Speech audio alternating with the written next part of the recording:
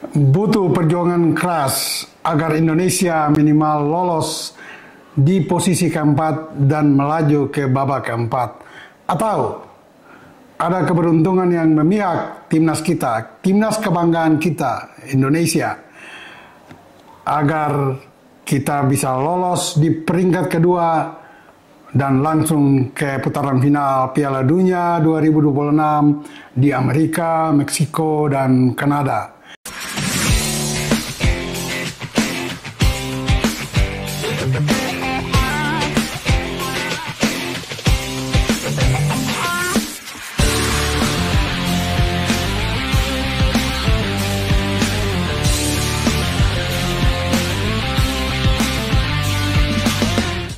Semua rekan sahabat Rai Soccer TV, jangan lupa like, comment, and subscribe. Kalau melihat judul yang saya angkat di Rai Soccer TV kali ini, memang mungkin ya bagi sebagian besar ada yang nyinyir atau terlalu berlebihan melihat judul itu. Tapi tidak sedikit pun yang pasti setuju dengan saya, karena saya mengangkat judul ini dengan berbagai alasan dan dasarnya dari berbagai aspek. Misalnya, aspek hasil pertandingan dari ke-6 tim yang sudah menyelesaikan 4 pertandingan. Aspek pengumpulan nilai dari 4 pertandingan tersebut. Aspek pertandingan yang akan datang dan menjadi tuan rumah. Dan aspek kekuatan yang sudah bisa kita lihat dari ke-6 tim yang tampil dalam 4 pertandingan. Itu semua menjadi dasar dan alasan sehingga saya setelah berhitung sana-sini peluang-peluang dari ke-6 tim untuk menyelesaikan 10 pertarungan di perang grup C, maka hasil akhirnya nanti seperti apa? Ya tentu sekali lagi ada yang setuju dan tidak. Tapi oke lah, hidup ini memang ada pro dan kontra. Tidak semua hitam, tidak semua juga putih. Nah, mari kita berhitung. Saya mengajak semua rekan sahabat untuk kita melihat ya. Dari ke-6 tim di grup C, ya, Jepang mungkin kita semua sepakat lolos langsung dan ada di posisi teratas. Nah, bagaimana dengan 3 posisi lain yang bisa mengantar 5 tim lain untuk lolos? Katakan posisi kedua lolos langsung mendampingi Jepang. Sedangkan posisi 3 dan 4 akan melaju ke babak keempat untuk bertarung lagi merebut tiket langsung lolos. Nah, Indonesia sendiri akan menghadapi Jepang 7 hari mendatang. Tepatnya tanggal 15 November, hari Jumat, pukul 19.00 waktu Indonesia bagian Barat di Stadion Gelora Bung Karno, Senayan, Jakarta. Ini pertandingan pertama Indonesia melawan Jepang dari 2 pertarungan yang akan kedua tim bertemu. 4 tim lain sudah Indonesia hadapi dengan 1 pertandingan. Dan Indonesia saat ini ada di posisi kelima dengan 3 poin dari 4 pertandingan, di mana 3 poin itu diraih lewat hasil draw melawan Arab Saudi, Bahrain, dan Australia, dan 1 kekalahan dialami dari China dengan skor 1-2. Kalau kita melihat posisi teratas sekarang Jepang dengan 10 poin, hasil 3 kemenangan dan 1 kali imbang di kandang ketika ditahan Arab Saudi ditahan Australia dengan skor 1-1. Nah, posisi kedua, ketiga, dan keempat diduduki oleh Australia, Arab Saudi, dan Bahrain dengan masing-masing mengumpulkan 5 poin. Posisi ke-5 dan ke-6 adalah Indonesia dan Cina dengan masing-masing 3 poin. Oke, dari 5 pertandingan sisa ya Jepang, atau 6 pertandingan sisa, 2 diantaranya menghadapi Indonesia. Katakanlah Indonesia akan menyapu bersih 6 pertandingan sisa dan kemungkinan hanya bisa ditahan Australia.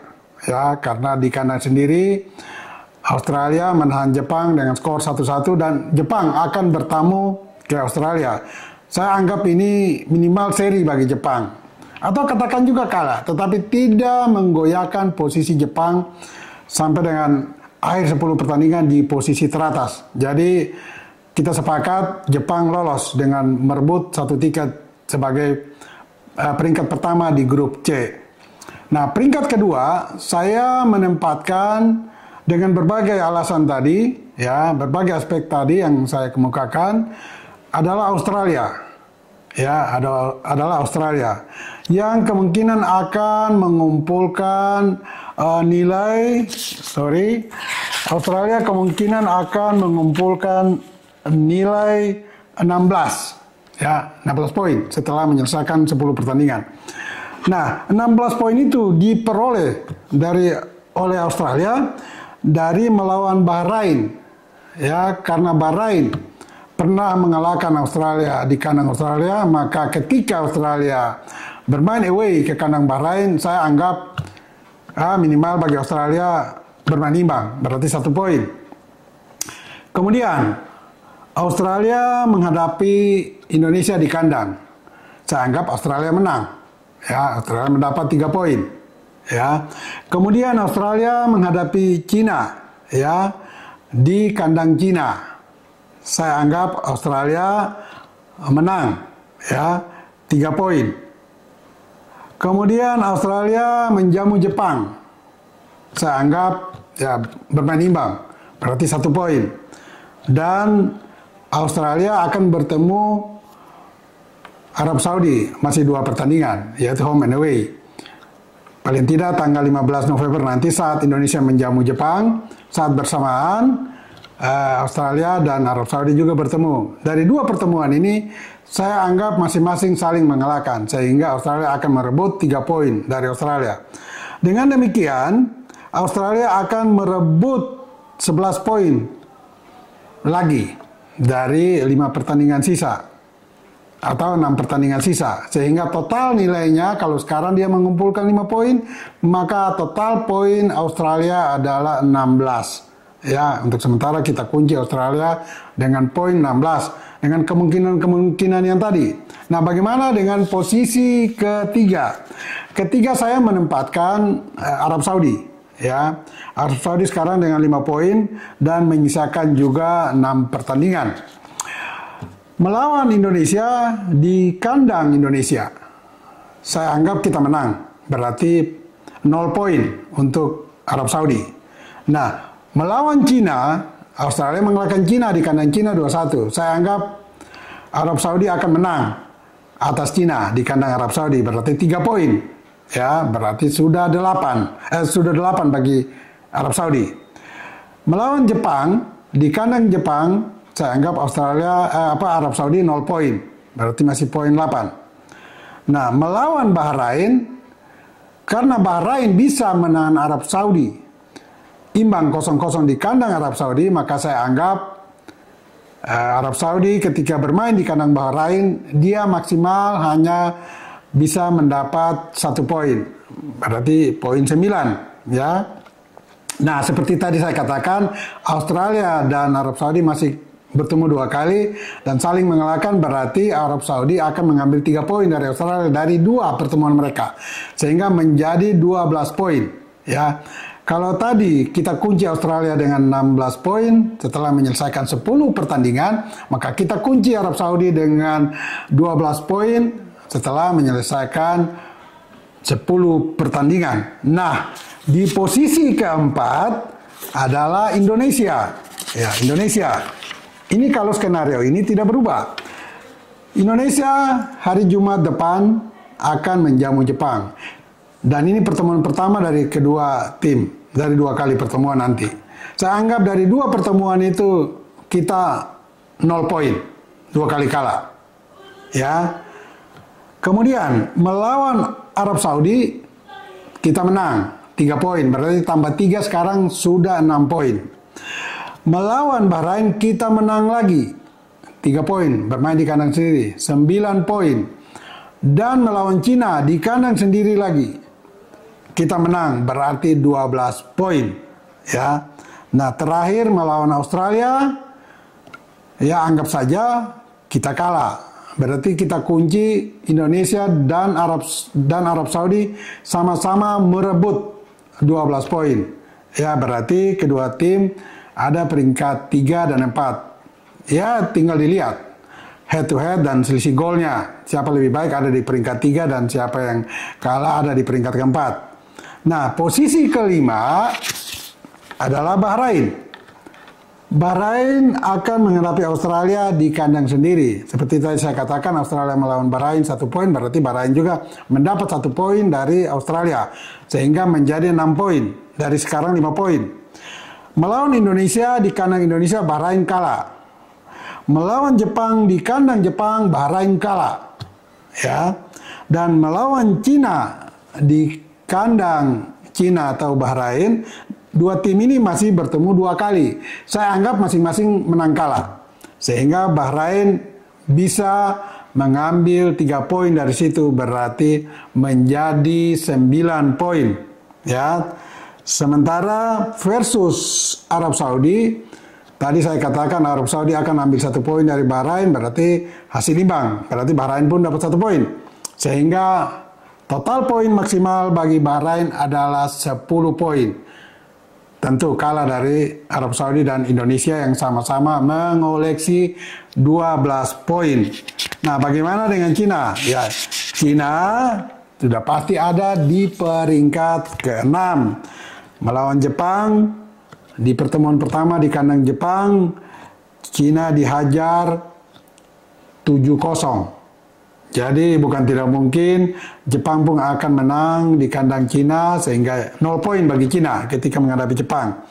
Cina menghadapi Australia atau menghadapi Arab Saudi. Menghadapi Arab Saudi kalahkan mereka di kandang mereka, maka Cina pun akan bertamu ke kandang Australia, tentu peluang untuk menang sulit, 0 poin. Cina melawan Indonesia, seperti saya tadi katakan, akan kalah. Maka 0 poin pula. Kemudian Bahrain melawan Cina karena akan bertemu 2 kali, masing-masing saling mengalahkan, maka dapat 3 poin. Berarti tambah 3 sekarang 6 poin. Ya. Nah, melawan Australia, Cina juga akan losing, kalah. Sehingga mereka 0 poin. Sehingga poin maksimal yang bisa digapai Cina adalah 6. Nah, itu skenario pertama. Ya, kalau itu semua berjalan seperti prediksi saya, maka kita ada di posisi yang keempat. Tetapi dengan catatan, mutlak dan harus kita memenangkan 3 pertandingan di kandang melawan Arab Saudi, Bahrain, dan Cina. Kalau itu yang terjadi, kita aman. Ada di posisi keempat, paling jelek. Ada di posisi. Kalau salah satu saja kita tidak bisa memetik kemenangan, maka akan sulit untuk bisa berada di posisi keempat. Ya, itu skenario pertama. Kita kunci Indonesia menang melawan Arab Saudi, Bahrain, dan Cina di Jakarta. Nah, bagaimana untuk bisa lolos langsung? Paling tidak ada di posisi kedua. Itu yang saya katakan tadi dan judul yang saya angkat. Dibutuhkan keberuntungan. Keberuntungan itu bisa kita dapat ketika kita mampu mengalahkan Australia di kandang Australia. Itu berarti Australia yang tadi maksimal meraih 16 poin akan terjadi pengurangan menjadi 13 poin. Sementara kita maksimal 12 poin, ini kita akan memetik atau mengumpulkan 15 poin. Itu berarti kita ada di atas Australia dan juga di atas Arab Saudi dengan 12 poin, dan kita ada di peringkat kedua mendampingi Jepang lolos. Atau skenario yang lain, kita bermain imbang dengan Australia. Yang tadi saya katakan kita kalah dan ya Australia maksimal 16 poin. Tetapi kalau kita bermain imbang dengan Australia di kandang Australia, maka Australia minimal 14 poin, kita 13 poin. Kita masih kalah dari Australia. Satu lagi kemungkinan, saat bersamaan juga kita juga bisa mencuri dalam tanda petik atau mendapat subsidi dari Jepang minimal 1 poin, maka kita akan mengumpulkan nilai yang sama dengan dengan Australia, tinggal berhitung selisih golnya, dan itu bisa membuka peluang kita untuk lolos langsung. Dan sekali lagi untuk lolos langsung dengan sedikit keberuntungan tadi, paling tidak kita bisa mengalahkan Arab Saudi, Cina dan Bahrain serta menundukkan Australia di kandang mereka. Dan kalau itu terjadi, kita ada di peringkat kedua. Nah, untuk semua ofisial dan pemain kita, saya berharap mereka tetap konsentrasi penuh, sehingga 4 pertandingan itu, atau minimal 3, kita bisa meraih 9 poin dari Arab Saudi, Bahrain, dan Cina. Dan bagi semua rekan sahabat Rai Soccer TV, ingat, bola itu bulat. Giring terus!